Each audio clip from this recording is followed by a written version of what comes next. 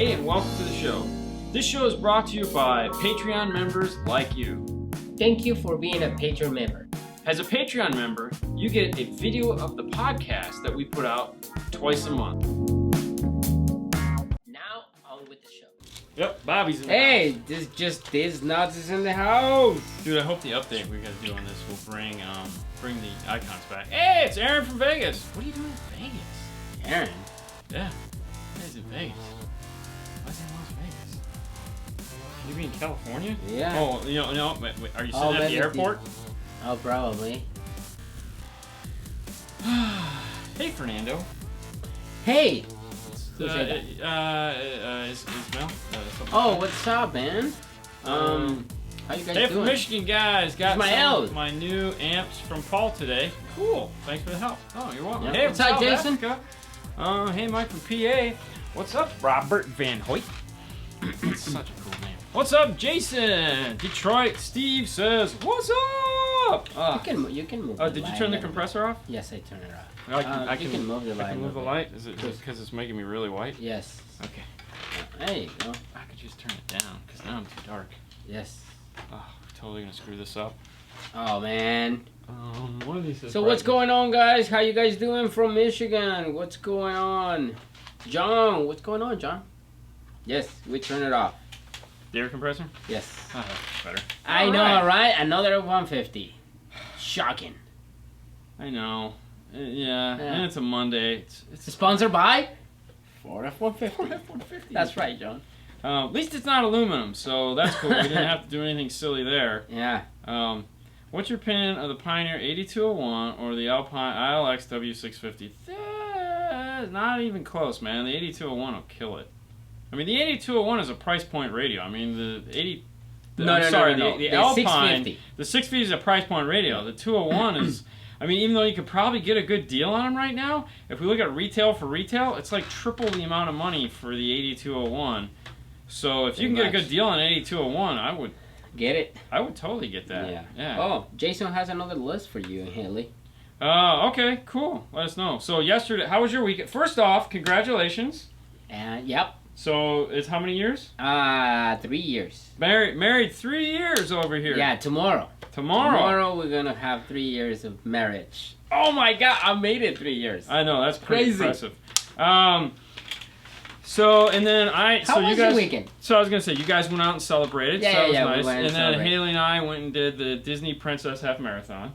Yep. As I like to call it, there's very little running involved in this unless you're in Group A, which I know. I go for the fun of hanging out with Haley and What's up, Mike from Indiana? doing 13 miles of walking. She did really well for the first 5K, so she ran the first 5K, and then she didn't train at all. So the shoes that she had, she didn't train in them, so they were causing her foot problems. So yeah, I can. pretty much Thanks, Jason. it was rough. She had a hard time, to say the least. Yeah. Which means I had a hard time. All in all, it was good fun. I had a good time. She probably didn't have as good a time as I had. Yeah, I'm sure she was not having to. She finished. Yeah. That was good. She got her medal, and that's all she really wanted. So there. Hopefully, if she decides to do it again, she'll train this time and maybe wear the shoes. I'm sure. Yeah. But it was a long weekend, though, man. It was a long weekend. Yeah, because you left Friday at 1 and here. 1 o'clock here, and I met Ada over at Epcot. Yes. So I don't know if you guys watched the show. Absolute Audio up in Rockville, Maryland, who's always in here. So we met up at Epcot, got to meet his wife and his child. That's good. Had a really nice time. He's got a great family. He met my family. He goes, dude, bro, man, your wife is so cool. Yeah. And I was like, and there's Susan. Yeah, there you go. She's paying the price today. Yeah, I talked to her. Her foot is just killing her. So do they have a ground zero drive the golf carts? No, what they do is they have, so in you have a certain amount of time to finish the race, and they have people walking at the back of the race that if they call them the balloon ladies, and if you fall behind the balloon ladies, they cart you away. So it doesn't matter how much money you paid, you're just like, sorry, you're not walking fast enough. And I mean, you really have to be, there are certain people that don't finish, but there's 25,000 people. girl that won it did it in an hour and 18 minutes, which is, what did we decide? It was the record is 1 hour and 4 minutes for a female, so she was pretty close to getting a record. She was fast. She's actually, she's in the she's training to be in the Olympics right now, so she's definitely on point there. She was 2 minutes faster than the second place person. So she made it. She was 2 minutes ahead, and I don't know if any of you guys have ever run, but 2 minutes in running is a lot. I mean, that is a lot of time to be 2 minutes ahead of the guy. Oh wow! So anyways, can you recommend a Pioneer sub 10 or 12 that will best for the GM 8601 for a single cab Tacoma, trying to run them at 1 ohm? That's probably going to have to be something shallow mount Tacoma. Yeah, the Pioneer subs. You know, the shallow. Yeah, but the new one, because the new one will fit in any box. The old one, no. So they have a brand new shallow mount Pioneer subwoofer. So 2019 product will fit in anyone's manufactured enclosure for that particular vehicle. Yeah. 2018. Otherwise, Comp RT. Kicker Comp RT. Yeah. But, okay, so the question is like 10 or 12s. What do you prefer? 10. Always a 10. Anytime I'm going underneath the seat, if I have my choice, I'm going to 10. Because the 10 works better in the airspace. Okay. That's just that. Why is the Alpine so cheap? I have an 8201. The Alpine is so cheap because... Alright, let's do a quick rundown on an 8201. 8201, dual USB. Yep. Okay, so we'll say Pioneer dual USB, Alpine single USB. Pioneer, iData Link compatible. Alpine, no iData Link compatibility. Graphical user interface with 13-band EQ, time correction, all that. Alpine, very similar. Very similar. HDMI, no HDMI. Auxiliary input, no auxiliary input. Dual zone video capability, no video capability whatsoever. It had a video out, I think. Dual zone camera. GPS. 8201 has GPS. GPS adds about $300 on the price of anything that has GPS, whether you want it or not. It's about $300. They both have capacitive touchscreens, make it really nice. That's pretty cool. Fully changeable graphics package on the Pioneer, meaning you can change the startup screen, you can change the background image, you can pick the color you want. What you see is what you get on the Alpine. That's it. What you saw in the video was all you have. You can't change anything. I even kind of made fun of that at the beginning. 14 watts by 4, 18 watts by 4. They both have 4-volt preamp outputs, so that's a nice thing. They both do CarPlay, they both do Android Auto. Motorized DVD player, or CD DVD player on the Pioneer. So, nothing on that. Short chassis design, big chassis design. So that's kind of, there's a big, huge, it's not even apples with apples. It's just like touchscreen to touchscreen. Other than that, they both do Bluetooth. The Bluetooth on the Pioneer is a little bit more optional. You can do dual phone pairing. No, you can't. You can't do dual phone pairing. I take that back. They didn't get that until the new 8401. Right. Or 8400. So that's kind of what's going on there. So it's quite a bit of different. Yeah. We'll be behind the seat, not under it. Oh, okay. So you got the bigger. Okay. It's a Tacoma.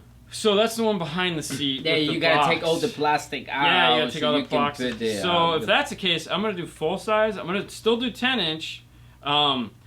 Believe it or not, Kicker makes a L7 pre-made 10-inch enclosure that I put in that before. It sounded really good. But I mean, I would still go 10. Dog, fast rings with foam baffles. Well, it depends fast rings. Yeah, it depends on... Okay, so a baffle is for behind the speaker, which is fine. A baffle, like if you're worried about rain and stuff like that, the XTC foam baffles are great for that. You just want to port them on the bottom. You want to cut out the bottom so that the water rolls over, and then they don't breathe when you play the music. That's the main problem, is they breathe. So an XTC baffle is great for protecting the moisture on the backside of the speaker. But the fast rings, or any version of the fast ring, the idea behind that is on the front side of the door panel. So between the actual skin of the door, your speaker, and the door panel. That's where a foam baffle isn't going to have anything to do with that. So in reality, you could almost use both. The difference is the fast rings have the piece that goes into the backside of the door panel, and also it has the 3.5-inch piece foam piece that goes inside the door that will push all the water when it comes down, will cause it all to do this. So kind of like what the XTC foam baffle did. The foam baffle just adds that back side, so you don't have to worry about that. But you still need the main purpose of the fast ring is the front side. The back side of it just seemed like a convenient way to use the rest of the foam. So, yeah. All right. So, Donald say, do you think the manufacturer, it's time to ditch navigation in their higher-end units? No. But saving down their consumers? No? No. They make both units. So, like, you know, you have, like, we'll use Kenwood, for example. Kenwood makes the 9905 and they make the 995. It's the exact same radio. The only difference is one has Garmin built into it, one doesn't. Prime example of why this is this weekend when we were driving around Orlando. Even though we go there all the time, we know where he's at. The hotel where we went to was a new hotel that we'd never been to before. So, you know, we were using CarPlay to get there. Okay? And then at some point, Sue was doing something, and she's actually searching something on her navigation screen. And I'm like, you've CarPlay. Just use it. And she's like, this is easier. Okay, and I was like, really? You know, we've been using CarPlay this whole time. And then, and it was funny because she's going through, like, changing stuff, like, or trying to, and it's just like, oh, I'm not using CarPlay. I can just use the map and I'm fine. You know, because she was like, I need to send a text message or do something. And she's like, oh, yeah. I'm like, you're using the map and the radio. Now, keep in mind, some of these people, they actually are more comfortable using the Garmin. Than just Apple Maps. And which is funny because, like, on the way up now, she's using Waze. Yeah, I use Waze all the time. So she was using Waze the whole way up on the CarPlay. And it was fun. And so it was like, in her world, all three of them make sense. Police. And I'm just over there going, yes. What are you doing? But it was like, she's just looking at me going, will you shut up? I know what I'm doing. I'm fine. And I'm like, go for it. It's all good, man. It's all good. But she made the three work. We have people that come in all the time, and they like Garmin. They're comfortable with Garmin. They don't want to use their phone because their phone does phone things. You know, and it's like, okay, that's cool. So as long as people are still buying these, and they are, now with Pioneer, it's a whole other story because the 8 series radio always has the capacitive touch screen, which is better than the crappy clear resistive screen, unless you get like the MVH 1400, which is the old CarPlay radio, just the front is the same, the back side is totally different. But it has a capacitive touch screen. Who knows what 2019, 2019 isn't going to be any different. Who knows what 2020 is going to be, because you guys are going to find out soon enough, the 7-inch screens are going to be a little bit slow this year. Because there's an issue with the people making the 7-inch screens. So 7-inch screens are going to be funky this year. And if you notice, Pioneer knew this. And that's why they don't have, like, the 2400 is a 7-inch screen. The 2500, it's not. All right. Okay. Hey, guys, can you please tell me if I have a split component speaker? Yeah. If I have a split component speaker in the front and a coaxial in the rear, can I still use an active crossover amp? No, you can't. You have to go passive. Active is, by definition, active, which means every channel is active. So, tweeter, channel. Mid-range, channel. Rear speaker, channel. That's 6 channels. The only way to go active on that would be to take the T404 and use that specifically just for the front, tweeter mid, and then have another amplifier to power the rear, thus being 6 channels. So that's how you go active. You can't run tweeter on channels 1 and 2 and then run the mid-bass and the coaxial on channels 3 and 4 because you have to provide the top crossover point for that mid-range in the door. So no, but you can do passive, and there again, there's nothing wrong with passive, okay? Just get it out of your head. Passive is okay. It's not the end of the world. 98% of the systems out there are going to be passive. So it's all right. It's okay. You can get great imaging out of passive. We're experts at it seems like. So all right, Dean. Okay. On the kicker subs, no service, no navigation. Bill, thank you, Bill. That's where I was going with that. On the kicker RT. From North Illinois. Hey, what's going with temperature of 18. Nice. This is like 75 in here. Dude, it was so hot yesterday. Oh my God, they were putting out advisories like, don't try to get your best time today because it's going to be hot. They had more water stations and Gatorade stations. Did the opposite? No, I walked the whole thing. I barely broke a sweat, man. Dude, all right, funny story. So I was telling Haley, I forgot to put on deodorant.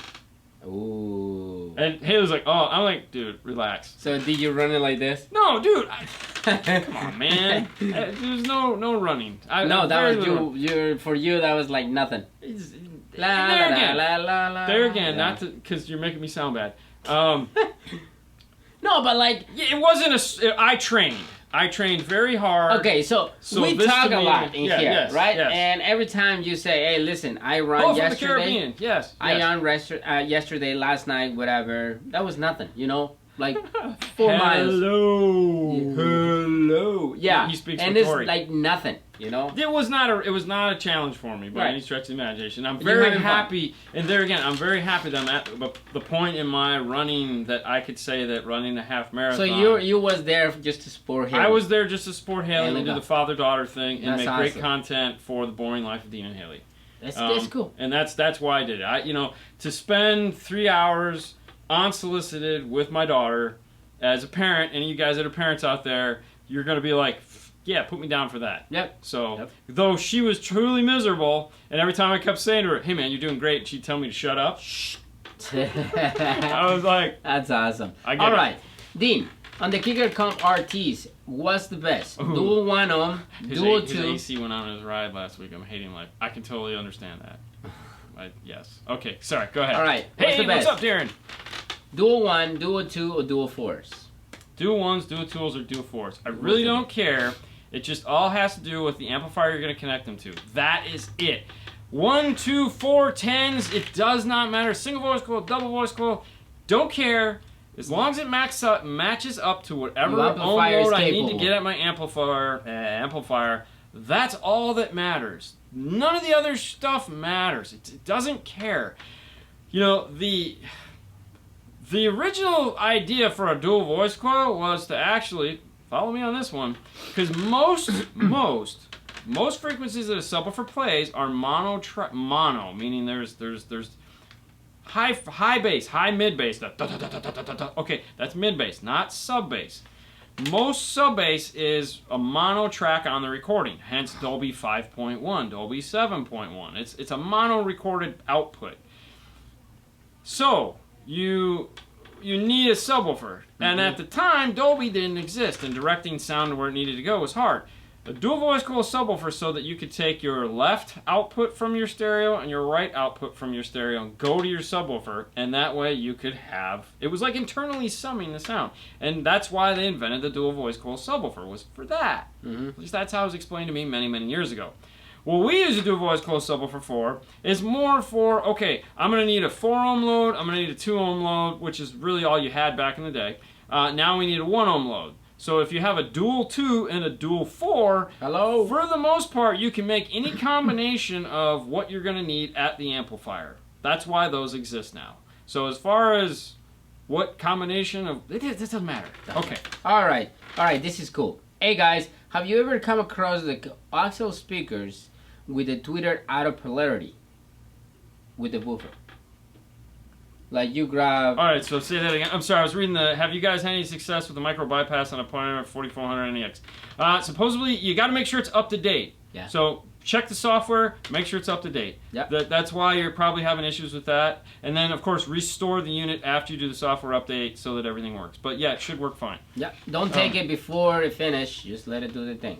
Yeah. All right. What was the question? Steve say, hey guys, have you ever come across with the coaxial speakers with the tweeter Yes. out of polarity than the woofer? All the time. Yes. A lot of manufacturers do that. And the reason why they do that is because they're using a 12 dB crossover network. Manchester, UK, hello. So basically what you're having there is a phase shift that happens because of the crossover points. They're too close to one another. So and then of course they're mounted on top of one another. So what you get is you get a null where the 2 points are crossing over, okay, which means you're going to get a huge dip, which sucks, because then you have a hole in the sound. So if they flip the tweeter out of polarity with the mid-range, and again, this is only on some, you can stagger the points in the crossover and usually do away with this by, 0.3, 1.3, something like that, not percent.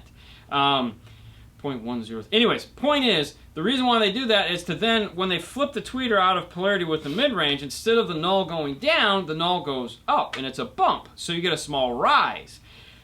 So you can have a up to 6 dB down sound. So like, let's say we're talking 100 hertz, just to give you an example. You could have a 6 dB drop at 100 hertz if that's where your crossover point is. If you flip the tweeter out of polarity, you could have a 1 dB boost at 100 hertz. Now, what that means for you and I is, do we want to lose 6 dBs at 100 hertz, or can we tolerate a 1 dB boost at 100 hertz that's easily EQable? Because remember, you can't bring back something that's not there, but you can definitely turn down something you have.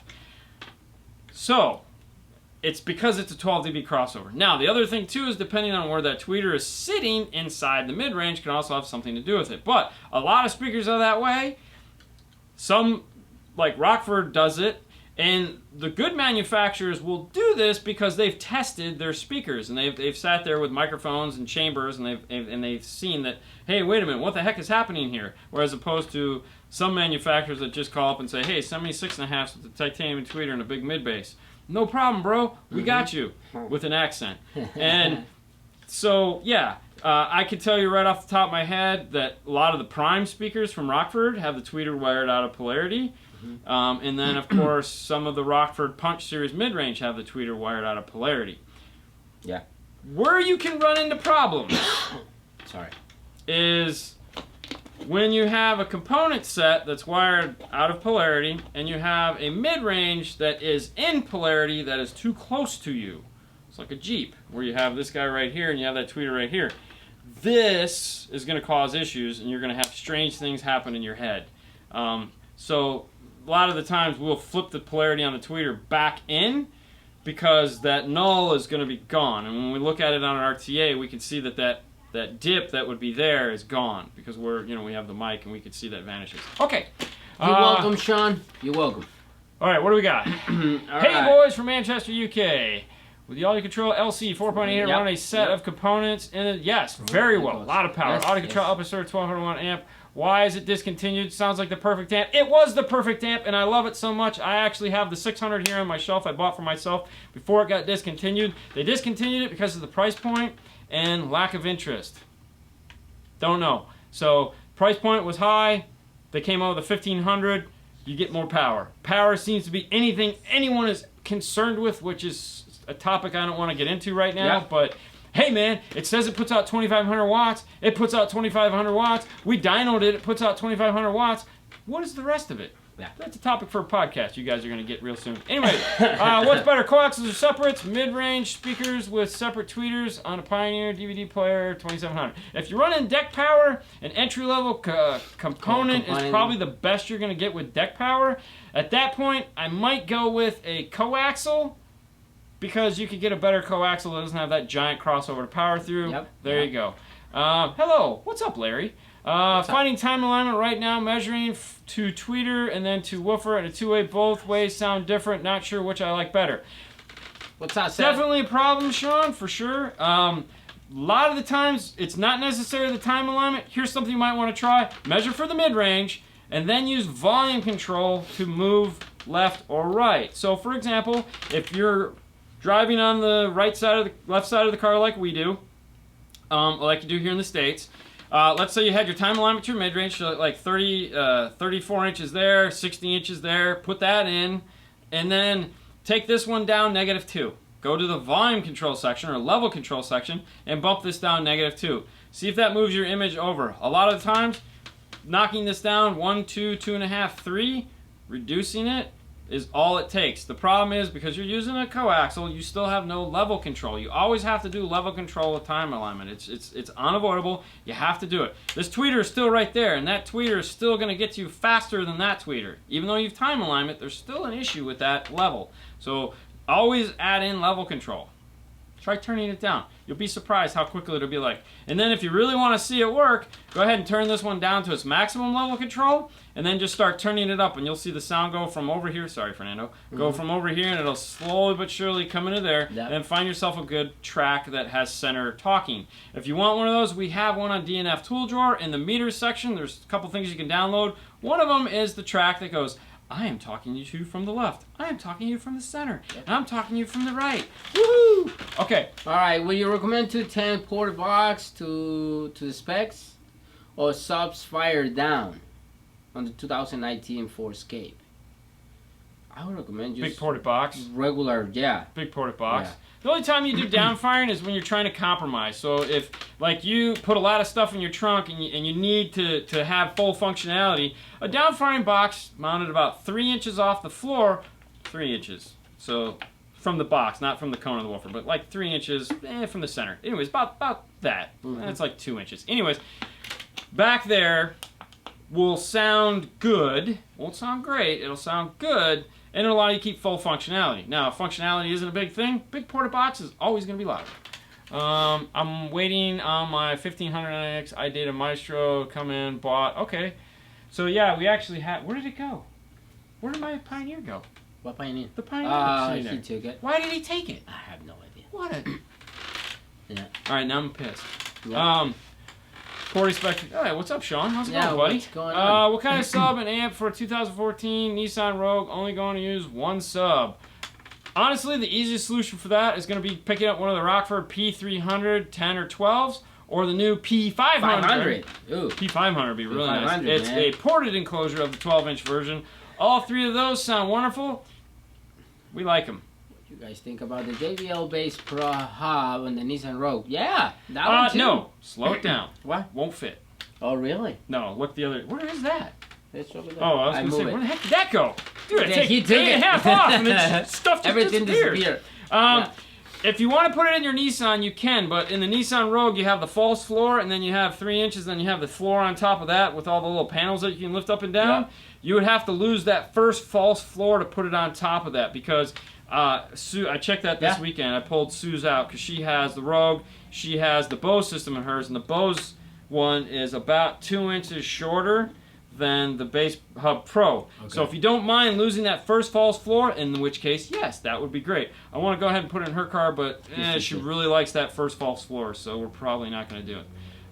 Dean, would a crossover or EQ benefit me for better sound? An EQ would definitely help any system whatsoever. EQ allows you to tune the music the way you like it. It also allows you to fix problems with the system. Adding EQ to a radio, an aftermarket radio, shutting the EQ off in the radio is a great thing. It allows you to EQ, like for example, we'll just grab anybody's EQ DSP processor. Okay. But when you say any EQ, oh, they're going to remove the floor. In that case, the Bass Pro Hub would work fine. When you say any EQ, what type of EQ? I was getting to the EQ. Okay. EQ DSP processors. There you go. EQ DSP processor, like a... Not 9-band EQ. No, like a DM608 or like a DSR1 or like any one of the processors, okay? Yes. That are going to have 31 bands of adjustment. They're going to have 31 bands for each channel they have. So if you buy an 8-channel DSP, it's going to have 8 channels of DSP for every DSR1. Yes, that's right, Scott. So Scott's mentioning the DSR1. We'll talk about the DSR1. An iPad app you can download. Here's the deal to any DSP that you're going to buy. The Alpine, we have the one I have in my car, the PXE-805, 850S. Download the software first. Figure out what works for you. So like the DSR1 is iPad. Sweet on an iPad. It's probably the best iPad or iPhone software, period. Yeah. The Alpine has it. It's not as easy as the DSR1. The DSR1 is straightforward, the easiest thing I've ever seen. Alpine, it's not even close second. I like using it on the laptop. But it's only Windows. I'm a Mac guy. So there again, I have both. I have Windows, I have a Mac, but you have to... The soccer mom needs the floor. Exactly. Right, Sue. So, download... All these guys have great software. Play with it. See which one works for you, and then buy the corresponding DSP for that. But what a DSP EQ will give you is 31 bands of adjustment for this corner, for that corner, for that corner, for that corner. Really what you want them for is the front. The rear, just, who cares? All right, Israel. Yes. Check the Rockford T300. I think is the truck for the T300. P300T. P300T? It's right there. Yes, exactly. I was going to say the model number is like 10 feet away from you. Yes. Okay. P300T. Yeah. Yes, I'd like to get a line driver. There again, if you buy an EQD... 10T. 10T. So 10T. It's a T on the end. Oh, 12T. John, yes, I'd like to. That one probably fit, but Hey, Adam, what's behind going it. on? Hey, what's going on? Dean, what's your thoughts on a Y splitter like splitters 4-volt Pioneer head unit? Would it reduce? Yes, it will definitely reduce the signal to 2 volts, John. It will totally do that. Line driver, yay. But what are you trying to do? The reason why I ask is because, like, if you're trying to go out to a sub amp and you have to split it off, most subwoofer amplifiers have an input and an output. That's something you can think about when you're buying that subwoofer amplifier. Does it have an in and an out, or a master and a slave?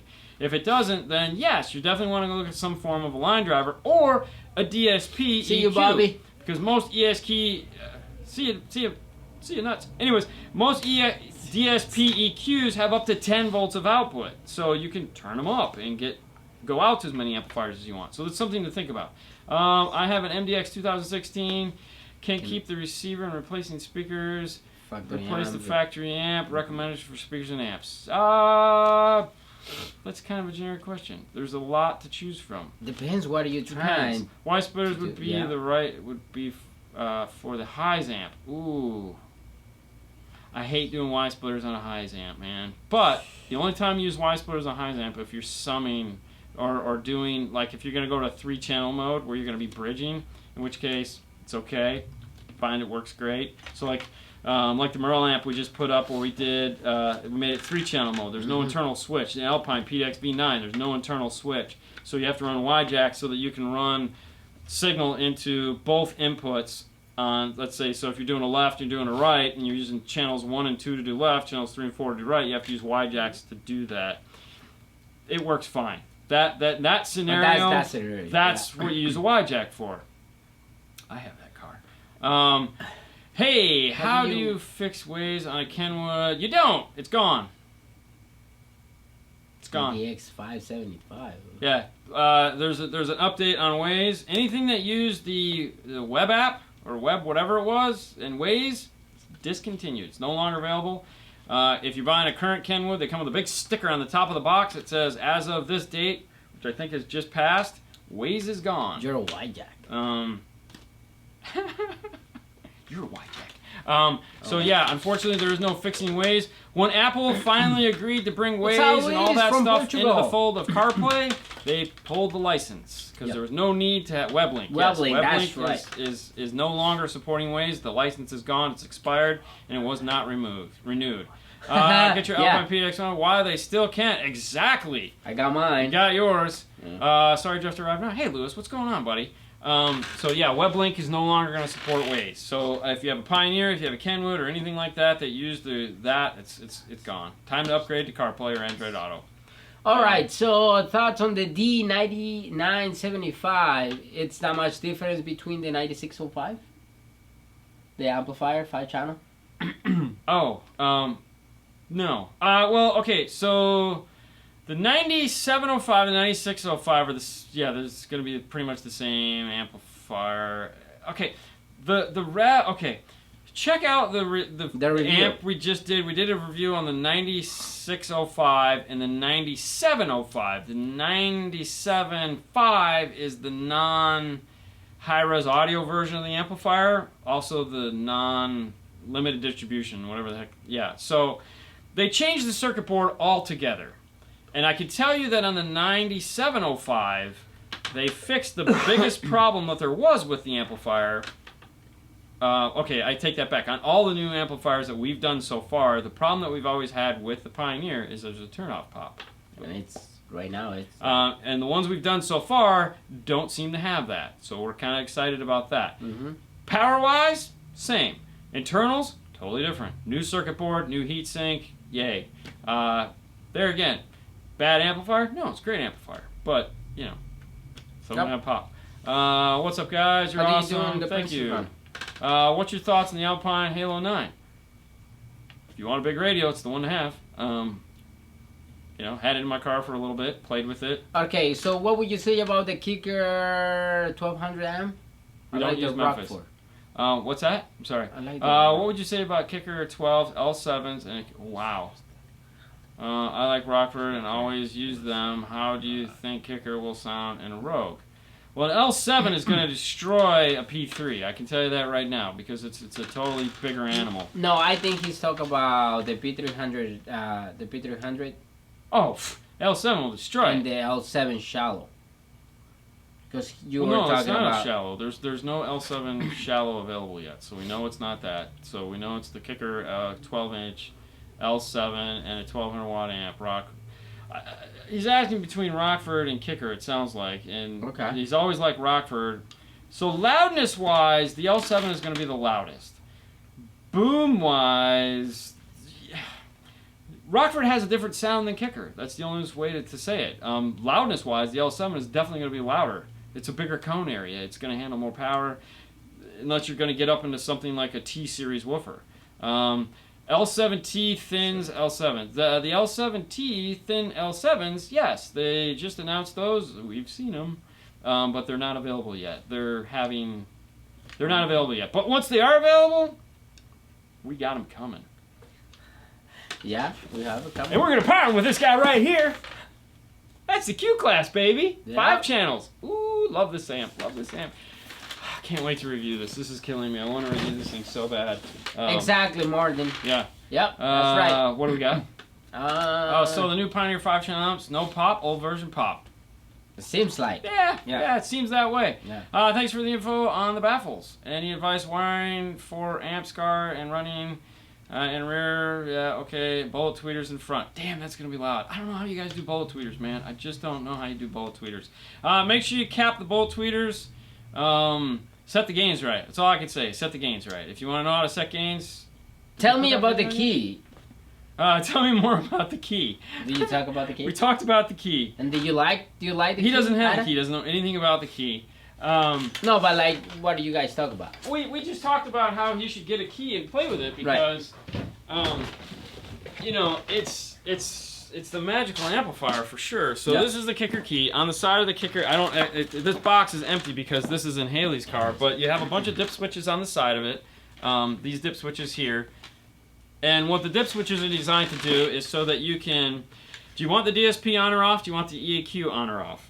Those are there. What do you want the crossover to be? It's a 4-channel amplifier. It comes with this cool microphone right here. Actually, microphone's in the box. Comes with this microphone right here. And it comes with this rubber band right here.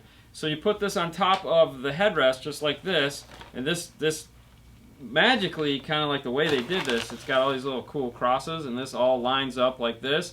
Yep. And then you play Pink Noise, so you have to download Pink Noise. That was the only thing that ticked me off about it, is they didn't give you a thumb drive with Pink Noise, but it's on their website, so I mean you can easily download it to a thumb drive. Yeah. You play Pink Noise with the subwoofer disconnected, you can do it high level or low level, and then it just does my job for me, and does it really well. So it will give me a perfect center image. It has compression built into it too that we turned on because we knew Haley was going to get it. She's a teenager and we knew that she was just going to play it stupid loud. So we did turn the compression on. So yeah, for the money, it's 70 watts by 4. It's actually kind of funny. So we just did a Haley system, 2 weeks ago for the guy from Michigan? Yeah, I think so. We did this in a Rockford P300. Which seems to be a really nice combo. We actually have an F-150, I think, lined up here in the next couple weeks to do the same system in. Really? Yeah, we're going to do the new P300T. Of course, we're going to film that. And, yeah, it's just a really nice thing. I don't like compression. I don't like compression either. However, when you have a teenager, compression's not a bad thing. And that's, honestly, and they did compression right, okay? Bright Lights Big City by CeeLo Green has the crappiest recording ever. The compression on this fixed it. We talk about that in the video. Hey, Dean, just turned myself into... turned himself into a headrest. Hey, guys, what's the small screen car radio? What's a good small screen car radio? No idea. Small screen? What do you mean by small screen? Like a 6.5? Pick one. Okay, keep. That's fine. You know, everybody like different things. So if the axis. Okay, no, the axis is not. No, it's not. Okay, here's the deal. It's what you're comfortable with. You can hand me an Axis RC, which I wish. Yeah. Just an Axis. Yeah.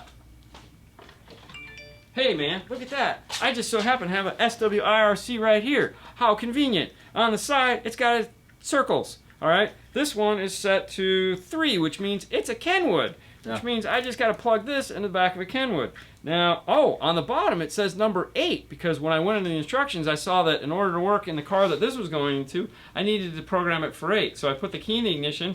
While the key is in the ignition, I hold this button down. The red light comes on. I push it 8 times. 1, 2, 3, 4, 5, 6, 7, 8. And then I stop, and then the light blinks 8 times to say, hey, look, I'm programmed.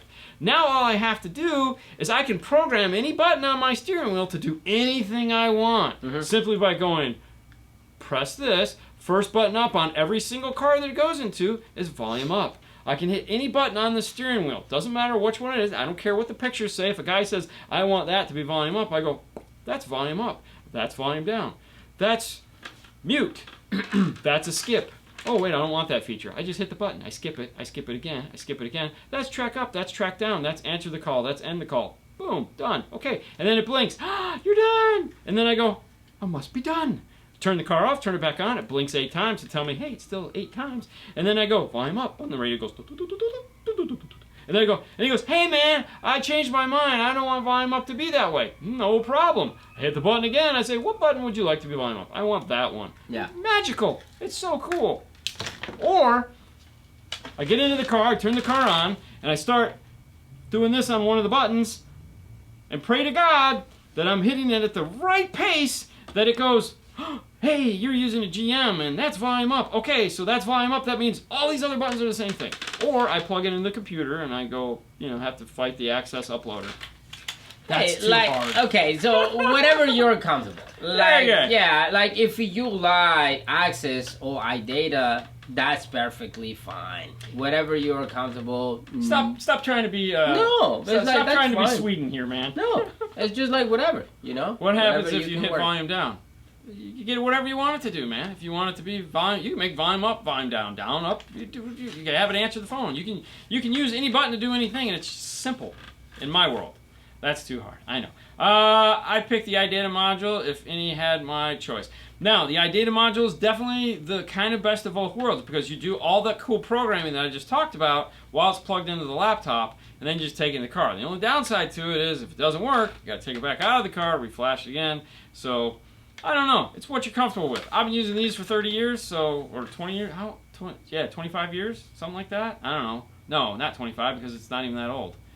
I've been using them since they came out when they were PAC. I mean, peripheral. Oh, they were peripheral. There you go. Okay. Fernando, the voice of reason. Again, I'm a PAC there. I know. I used to hate steering wheel controls. Believe me, I used to hate it. Well, you used to bring me your steering wheel. That's what I'm saying. I used to hate it. And then when you start explaining me everything, I'm like, okay. Okay, if we want to be the voice of reason, at the end of the day, I don't care what the brand is, as long as it works. As soon as it works. As long as it's working, I don't care if it's Access, PAC, iData. Doesn't matter to me. I just want the thing to turn on and do what it's supposed to do. iData won't do can either. Well, there you go. So, volume up and mute, Fernando. Volume down and mute, clean, deep. Shush, John. All right, so that's that. Yeah, all right, so we killed that one. Yep, pretty much. Yeah, I know, and I feel like SR's going to work on new Alpine Sony radios. Here again, it's not perfect, okay? No. And if you want to, if we want to go that way, okay. They're trying to push the CP2, which... We just opened the box. Yeah, okay. Here we go. I have dimmer options on radio, but it doesn't work. What could be wrong? So dimmer is commonly... So dimmer and fade, light fade, are commonly things that get mistaken. So the non-Alpine radios, anything other than an Alpine, the orange-white wire is your illumination wire, and that's what it's actually. It's not dimmer, it's illumination, is what the input is called.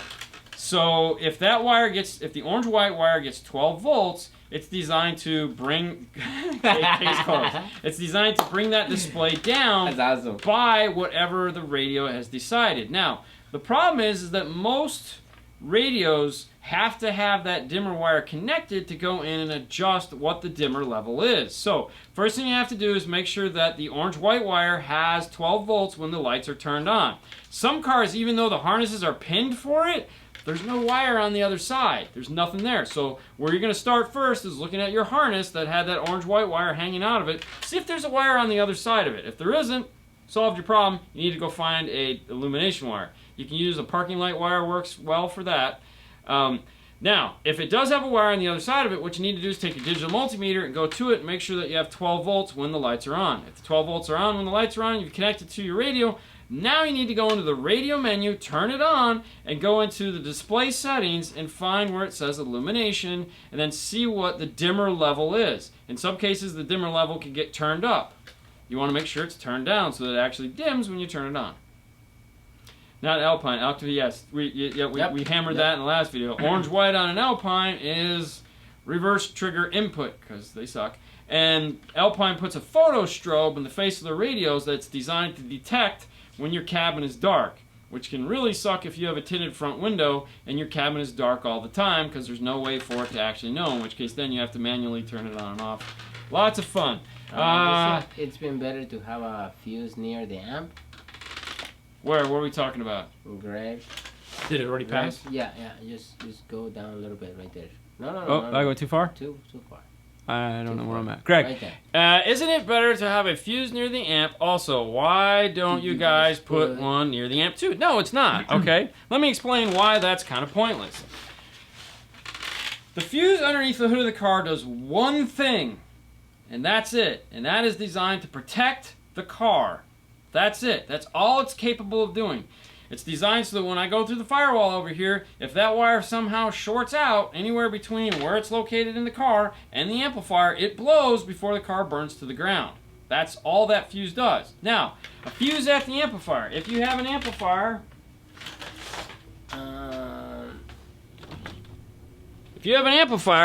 we'll just so happen to have an audio control ACM 4.300, shameless plug, has a 30 amp fuse built into it right here. Okay, that 30 amp fuse is designed to protect this power supply against catastrophic failure.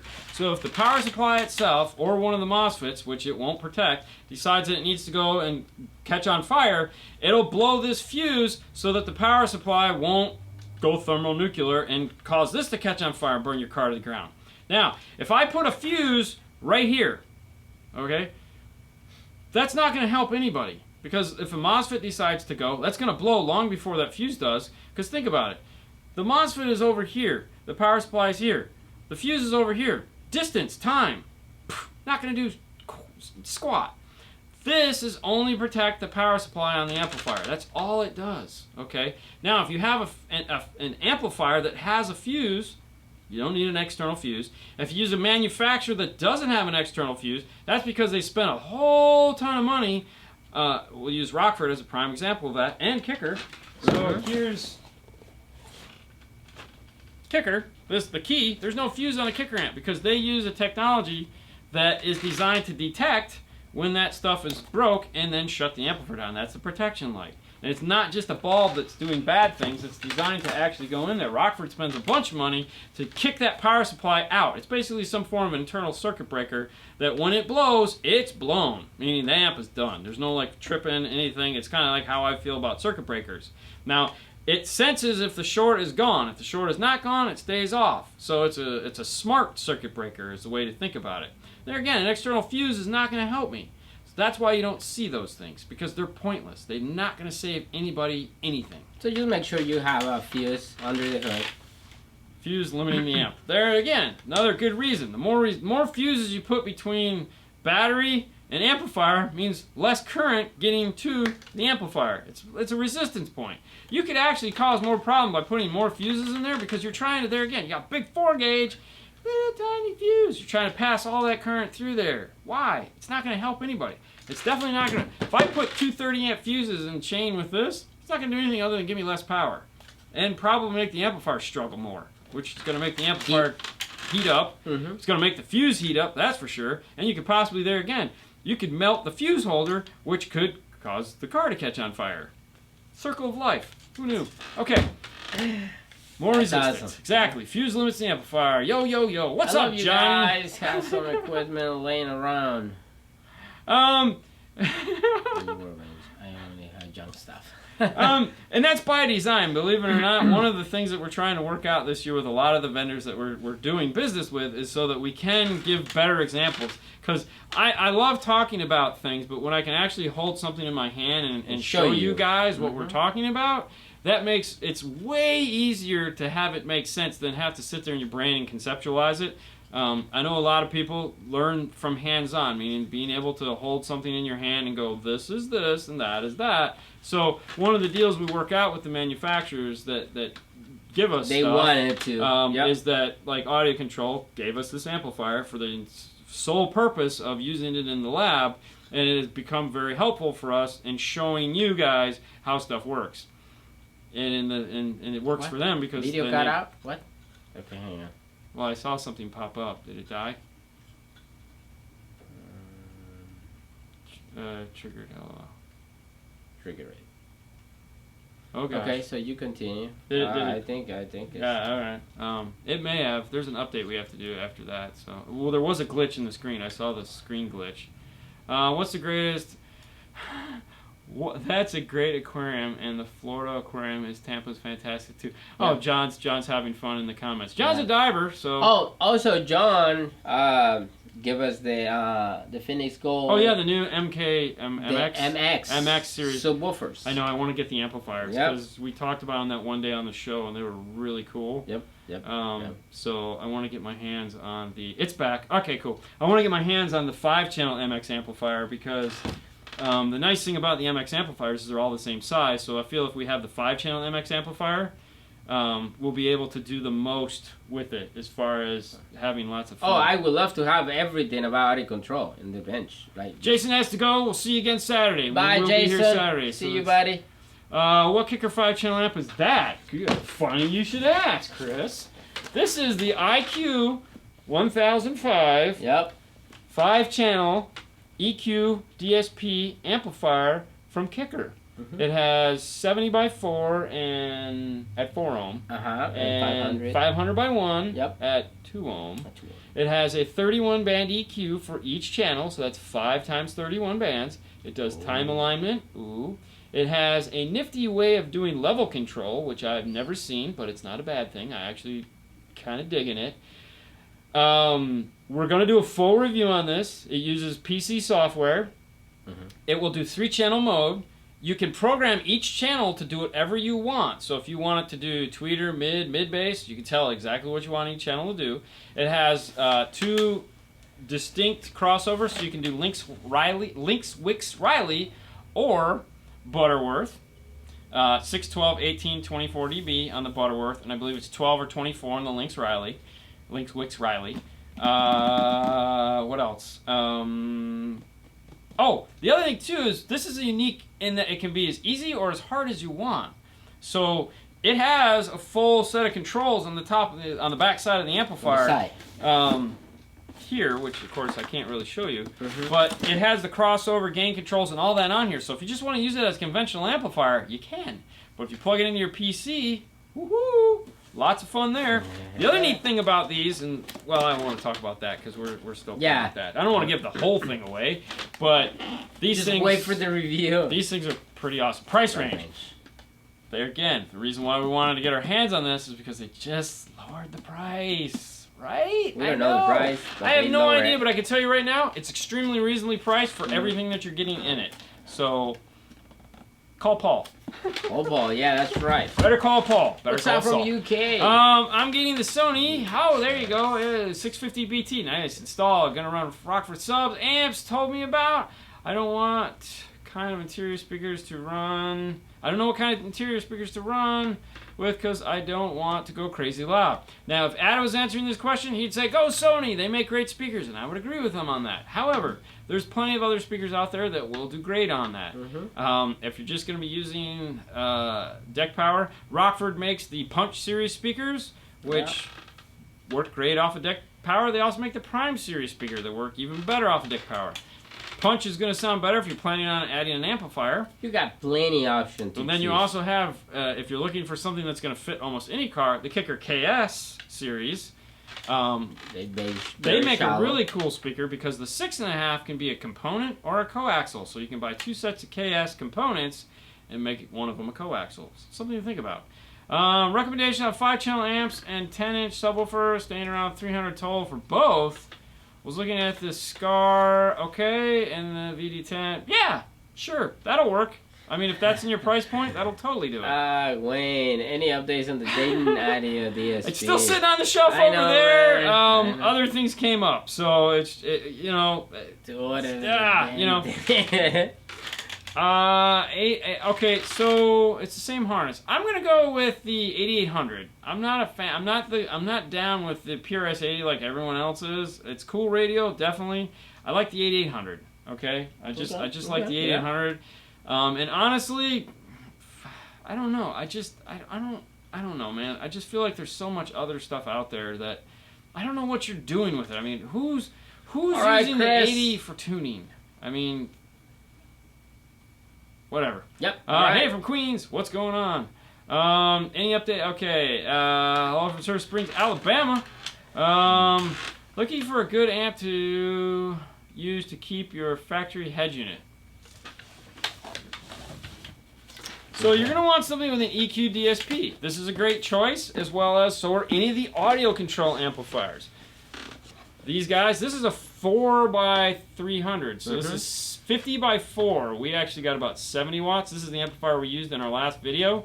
But the D6, that's a 6 channel.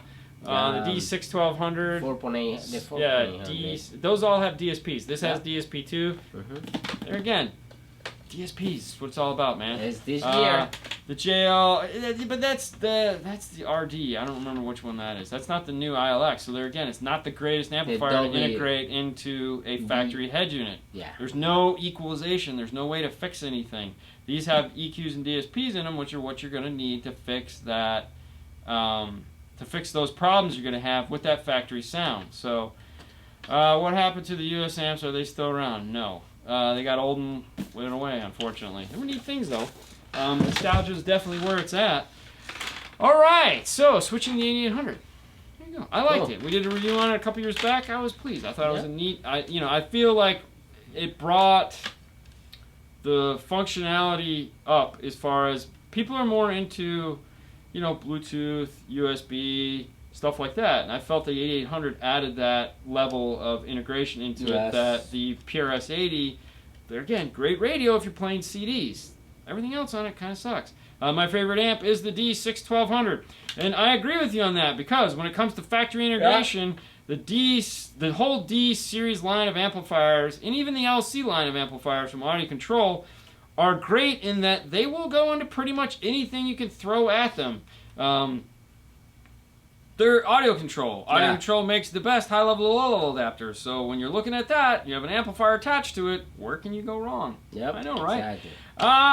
So going to review, yes. C55NEX. When it comes out, we will be reviewing all of them. I had the 15 and 50 sitting on my bench to review, but apparently Paul took it. Oh, you should be not really happy about that because that's kind of my homework for tomorrow night. Yep. And while we're at it, let me mention real quick. So I know on the YouTube channel you guys love installation and all that fun stuff, and we're in the install diaries and from the install bay and all that great stuff, and those aren't going away. We're still going to do a ton of those. However, because of this time of the year right now when all these manufacturers are releasing all their new head units, we need to review all those. We haven't been doing a good job in the past. This year is totally going to change. So what you're going to see is you're going to see a lot of reviews in the channel just to get them out of the way and get them done because it's the first of the year. As soon as these things are coming, we want to do unboxes and reviews. The Alpine was the start. They shipped theirs first. We have a bunch of Kenwoods that have started to ship. Yeah. You tired? Am I keeping you awake? I'm tired. Well, we're almost done. So we got a lot of Pioneer reviews, a lot of Kenwood reviews, all coming up. We want to get all those radio reviews done so we can get back to cool things. And of course, we have reviews on the amplifiers coming up. This is going to come out soon because I want to talk about it. It's freaking awesome. Yeah. And with that, we're going to end it tonight. So thanks for watching so much. You can find t-shirts like these at teespring.store/5star. DNF Tool Drawer is a place where you can find all the cool tools that we use in our videos as well as test tones to do your testing. Patreon is a place you can go to support the show. If you're a Patreon member, your name gets put up in front of this show when this show goes up live tomorrow on YouTube, so everyone gets to see how cool you are. Yep. That's awesome. You also, if you're a Patreon member, get a podcast twice a month, which we have a new one going to be going up here in the next day or so. Depends on how tired I am tonight. I'm tired, so it's probably going to go up tomorrow. You're going to get a new video going up. We just switched to Vimeo so that there's no problems with interruption for you guys on Patreon. Everyone else can find an audio version a week later on iTunes, Podbean, and Google Play Store. Is that everything? Yep. Awesome. Cool. You guys have a wonderful week. We will see you guys Saturday for the Saturday show. You don't have anything going on this weekend, right? Oh, yeah, totally. No? Oh, we got anything? Oh, which reminds me, next week we got a guest. We'll talk about it more on Saturday. Yes. But we have a guest next week. All I'm going to say is Memphis and Power Base. We're going to leave it at that. Our base. And that's that. You guys have a wonderful week. Be good, be safe, be fun. Hopefully we get to work on more than F-150s this week. Bye.